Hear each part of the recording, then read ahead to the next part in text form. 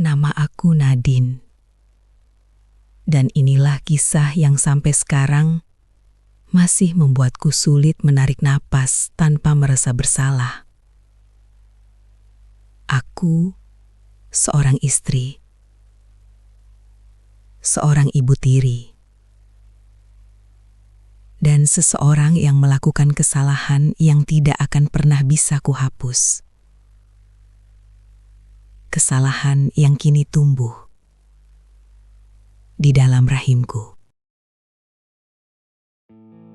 Setelah perusahaannya jatuh, suamiku, Bagas, berubah menjadi orang yang tak lagi ku kenal. Ia pulang larut, jarang mengajakku bicara, dan hampir tidak pernah lagi menyentuhku. Rumah ini terasa seperti ruang kosong tanpa jiwa. Sampai ada satu orang yang membuatku tetap merasa hidup. Raka, anak tiriku, 23 tahun. Sifatnya tenang, lembut, dan selalu hadir saat aku hampir runtuh. Dan perhatian kecil itu menjadi sesuatu yang sangat kubutuhkan tanpa kusadari. Malam itu, hujan turun sangat deras. Bagas tidak pulang, ponselnya mati. Aku duduk sendiri di ruang tamu dengan dada sesak oleh rasa kecewa dan kesepian. Tiba-tiba, Raka turun membawa selimut. "Bu, Ibu kelihatan capek. Sini, duduk di samping saya. Nggak apa-apa ya." Aku mencoba kuat, tapi justru menangis di pundaknya. Pelukannya terlalu menenangkan, terlalu hangat. Dan di malam ketika kami sama-sama rapuh, batas itu pecah.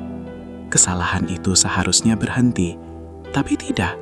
Kami terseret lebih dalam, dan setiap mencoba menjauh, justru semakin dekat. Minggu demi minggu berlalu, hingga suatu pagi, aku melihat sesuatu yang membuat tubuhku melemas. 2 garis di atas alat tes, tampak jelas, kehamilan. Dan aku tahu, suamiku bukan penyebabnya. Saat ku beritahu Raka, wajahnya memucat.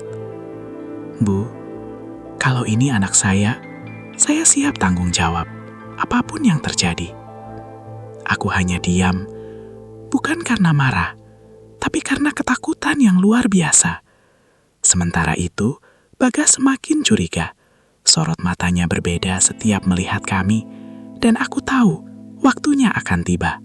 Rahasia ini tak akan bertahan lama. Suatu malam, Bagas berdiri di pintu kamar. Wajahnya tegang, suaranya dingin. "Nadine," jawab saya. "Anak itu, anak siapa?" Aku tak mampu bicara, tak mampu mengangguk atau menggeleng. Tapi Bagas membaca semuanya dari mataku. "Nadine, jangan bilang anak itu Raka." Rasanya seluruh dunia berhenti berputar. Bagas memanggil Raka yang turun dengan wajah penuh ketakutan. "Kamu, anak yang saya besarkan, berani mengkhianati saya." Raka ingin bicara tapi Bagas menamparnya. Dan disitulah sesuatu yang lebih buruk terjadi. Raka menatapku, lalu mengucapkan kalimat yang membuat lututku hampir roboh. "Ayah, sebenarnya ayah bukan orang pertama yang ibu selingkuhi."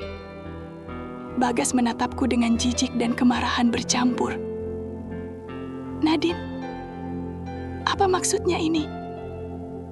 Aku tidak bisa berkata apapun.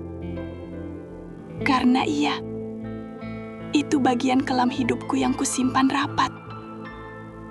Bagian yang jauh sebelum semua ini terjadi. Raka menyimpannya. Entah untuk apa. Untuk melindungi dirinya. Atau untuk menghancurkanku. Dengan suara bergetar namun penuh amarah, Bagas berkata, "Mulai malam ini, keluar dari rumah ini. Kamu dan anak itu bukan keluarga saya. Aku menangis, memohon, berlutut. Tapi Bagas tidak peduli.